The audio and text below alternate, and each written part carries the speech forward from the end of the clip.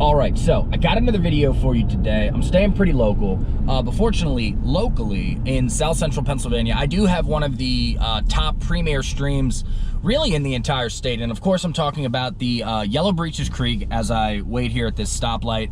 The Yellow Breeches is over 60 miles long. It has 30 miles of accessible waterways that, you know, isn't private property. It's open to trout fishing. In the upper and middle sections, ton of wild brown trout.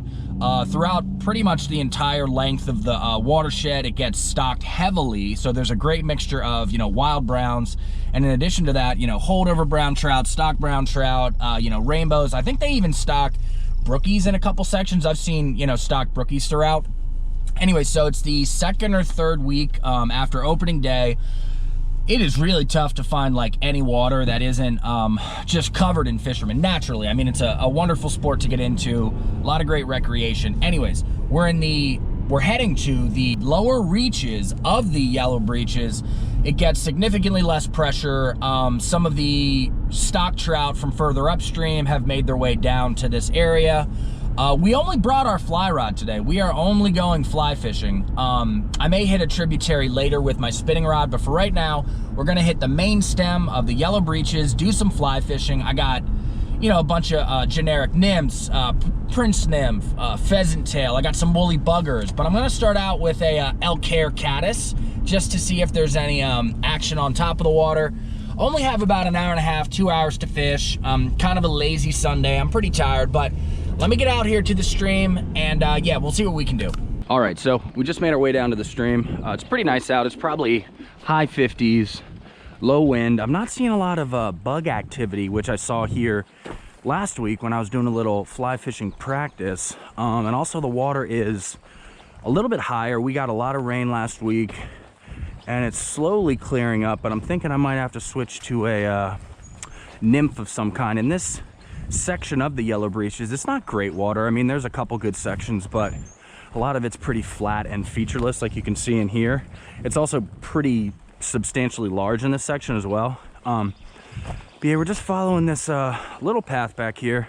So I'm gonna push up until I get to either seeing some fish pop in the water as I'm walking, or I'm gonna work my way up to this really good stretch of riffles. And yeah, we'll see what happens.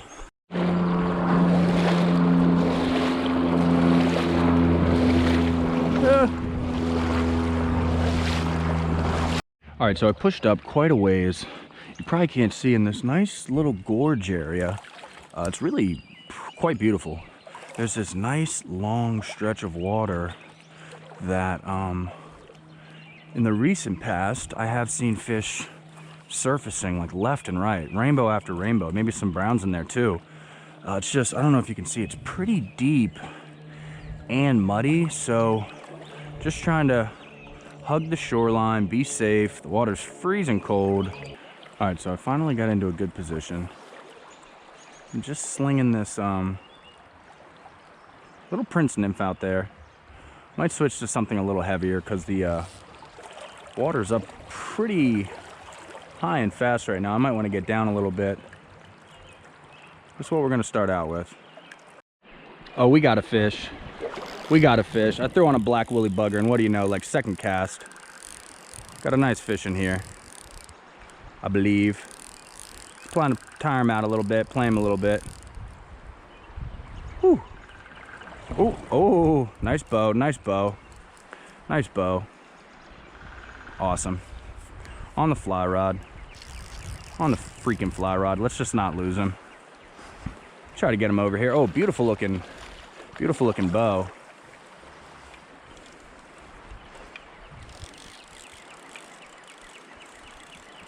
Let's try to get him over here. Let's get him to net. Really good looking rainbow. Hoping I don't lose him. Hoping I don't lose him. And we got him. Whew. All right, we just got him in the net. Let's take a look at this beautiful bow. Get the hook out of him. Get him out of here. Awesome. So although clearly in South Central PA, 95% of all rainbows, 99% of all rainbows, aside from a few watersheds, are gonna be stocked. This is an absolutely, I don't know if you can see the colors on this guy, absolutely beautiful rainbow. He's clearly eating well in this watershed. So we're gonna get him right out of here. That's awesome. Got him on the black woolly bugger, so let's get him out of here. All right, so we're just coaxing this beautiful stocked rainbow back to life in our fish pond native emerger net, something like that. We're trying to get you out of here, bro. We'll get you out of here. We'll get you out of here. He's chomping at the bit. He's chomping at the bit. Come on. Hey, bro, let me get you out of here. Rainbow trout are so feisty, stocked or otherwise. They are some of the most feisty fish. They always bite on the net. I don't understand. Let's get them out of here. Awesome. Quick, clean release. Awesome. Whew. All right, so it looks like we're sticking with the black woolly bugger. The little bit I know about fly fishing, which is incredibly limited, when the water's a little bit higher, a little more off color, that's when you go to, you know, streamers or woolly buggers or whatever. And they were just not liking my Prince Nymph. And what do you know? I threw on this black woolly bugger and really like my second or third cast, we got hit. So that's awesome. Definitely had a couple more bites. Black woolly bugger is definitely putting in some work.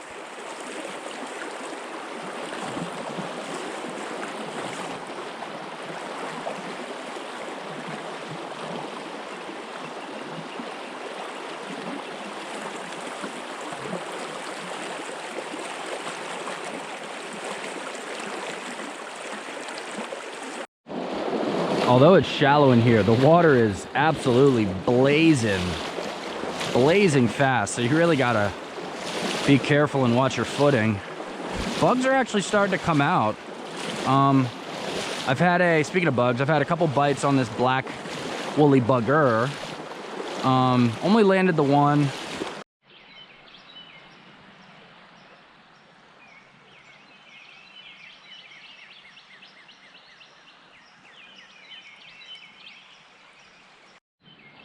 Got this cool little frog right here. Look at him. Oh, that's so cool.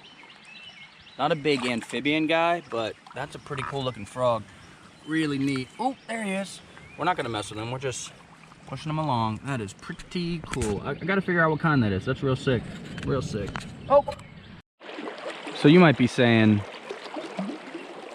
you know, there's more productive stretches of the breeches. Why are you fishing here? You know, this isn't the prime water. And that's accurate. I would only say, you know, no fishermen up there. No fishermen up there. Haven't seen a single, you know, kayaker or canoeist.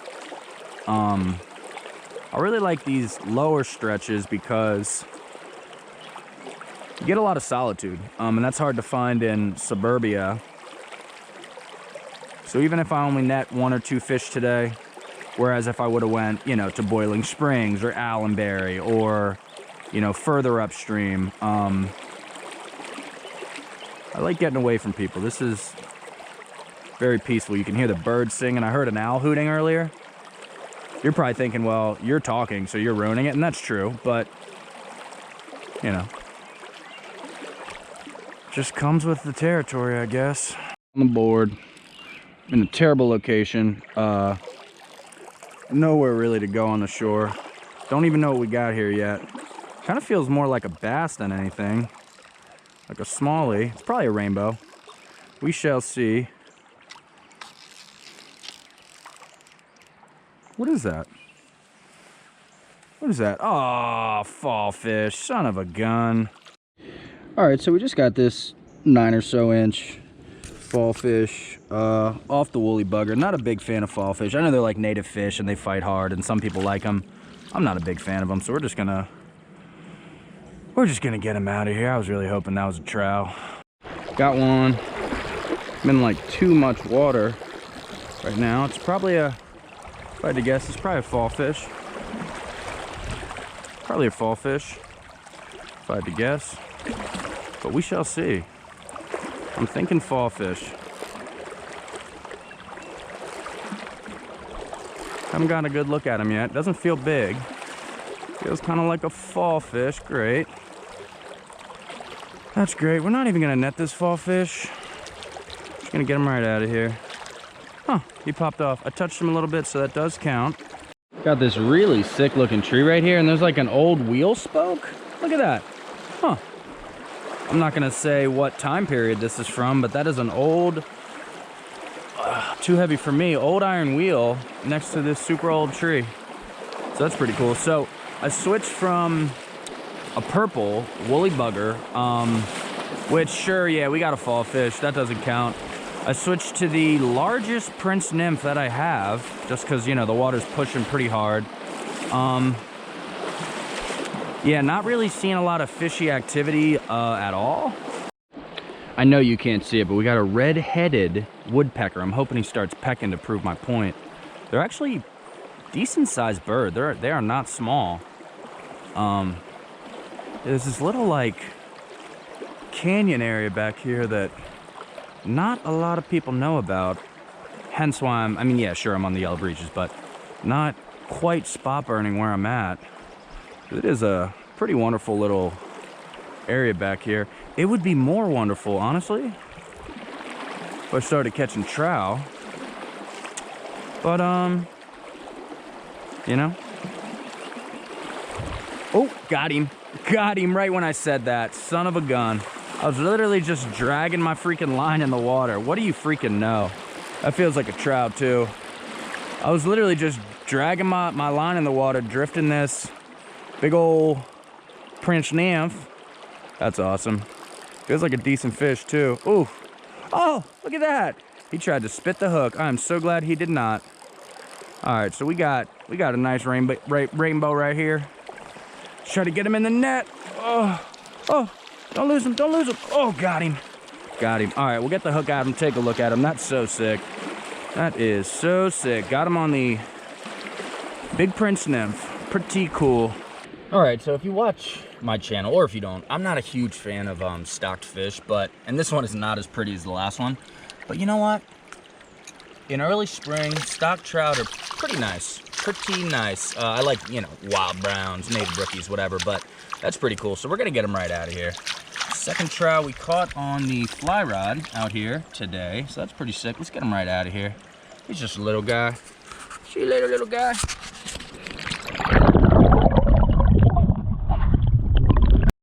All right, so we just got trout number 2. Wasn't the prettiest stocked rainbow I've ever seen, but you know, we'll take it. For fly fishing, we will take it. I wanted to share something. Not that you care, but for the first time ever, you know, I started Traveling Trout Co., the YouTube channel, I guess a year and a couple months ago, something like that. And I never Googled it because, you know, I don't have any other social media for Traveling Trout Co., or even for myself personally. Not a big fan of social media at all. So I figured, you know, what's the point of Googling yourself? It's just going to be your YouTube videos or whatever. Anyway, so I Googled it like 2 days ago, and wouldn't you know, the third thing that came up was this fly fishing forum all about Traveling Trout Co. And it was a guy who I guess like snitched on me to the Pennsylvania Fish and Boat Commission, just like complaining that I used like treble hooks or something. And some of the people in the channel kind of agreed. Some people were like, well, he's, you know, and this is a year ago. This is when I was not a great fisherman. I only started fishing like 2.5, 3 years ago. I wasn't a great fisherman, and B, you know, I didn't have a net. You know, I didn't pinch down the barbs yet. I didn't keep the fish in the water. Have since learned all of that stuff, and you know, I'm trying to get more about appreciating conservation and blah, blah, blah, all that stuff. It's all good stuff, right? But I just thought it was crazy that this guy started a forum post specifically about me. Check it out. If you type in Traveling Trout Co. to Google, like the third or fourth thing down is like a PA fly fishing forum, all about little old me. And I just can't believe somebody took time out of their day to like call the Fish and Boat Commission, and they were like, well, he's not doing anything illegal, and it looks like he throws back all of the fish even though he doesn't have to, and he's, you know, doing everything that's legal. So I just wanted to share that just in case you want to check it out. One thing I wanted to say is one of the guys was like, hey, you know, I've seen a couple of his videos, and although I don't agree with his methods, that's fine, you know. He said, I dropped a message in the comments section of one of my videos, which the guy did, and he said, hey, maybe we should encourage him to just try to be a more ethical fisherman. And point of the whole story is, I mean, look at me now. It's like a random spring night. I'm out here just tossing around a Prince nymph, you know? So to everybody out there, you know, you live and you learn, you get better. I still think it's all bullshit, but what are you gonna do? What are you gonna do? And you know, not to dwell on it, you know, in any way, but I'm not a dweller, but not to dwell on it, but the more I think about it, it's like some of my first videos, you know, again, very small time, humble, mostly humble YouTube channel. Like I'm like nobody in the world of, you know, YouTube fishermen or whatever. Some of my early videos were a little cringeworthy looking at them now, you know, but then I think, okay, well, I've grown as a fisherman. I've learned more about the sport, you know, how to keep it going, conservation-wise. But, yeah, just the fact that some guy would not only start, like, a blog post about how to, like, narc me out to a conservation group. I don't even think that's a real thing. Yeah, the fact that he would call the PA Fish and Boat Commission and I guess like send them like video evidence of like my videos. Hopefully the PFBC guys were just like, yeah, it looks like he's just like having fun out there, like catching trout, like more trout than you while you're on the phone with me right now. But yeah, I just thought that was like real wild. I honestly couldn't believe someone would like, you know, take time out of their day to do that. But it was a moment to think about how much I've grown. So in a way, thank you to that guy for showing me today how far I've come. So in a way, thank you to that guy. And, you know, fuck that guy. But either way, we're going to hit a couple more stretches here, try to get maybe one more trout. If not, you know, we're going to hit the trib, but we'll see what happens. Got him. Got him. Got him. Walking him back, walking him back, walking him back. This is an acrobatic rainbow. We don't want him to spit the hook. This is a smaller Prince nymph, so the hook naturally is smaller as well. Got him on the fly rod. Oh, how far I've come. That was pretty corny. Anyways, let's see if we can get this fish in without losing him like a loser. Only losers lose fish. I fancy myself not a loser. Whoa. Whoa, there he is. There he is. What is... Oh, snaky dakies. Is that a brown? Is that a wild brown town? Is that a freaking wild brown town?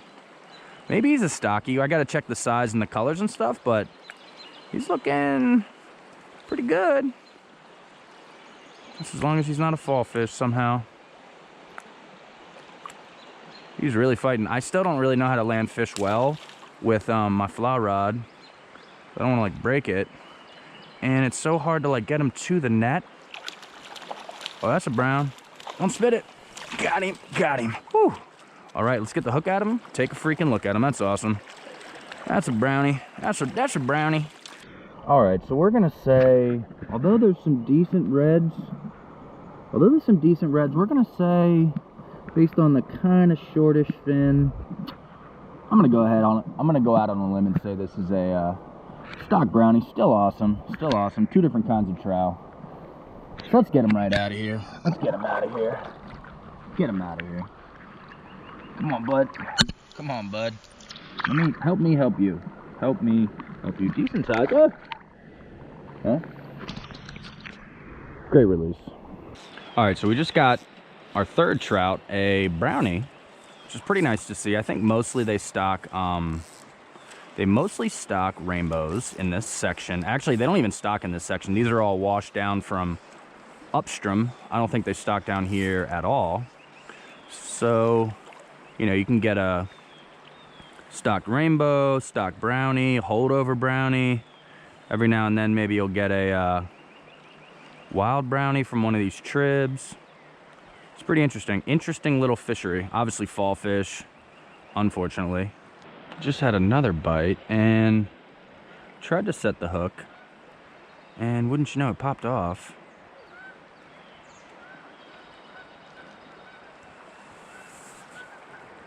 God, I need to get better at that. My line keeps plopping down on the water like a rook.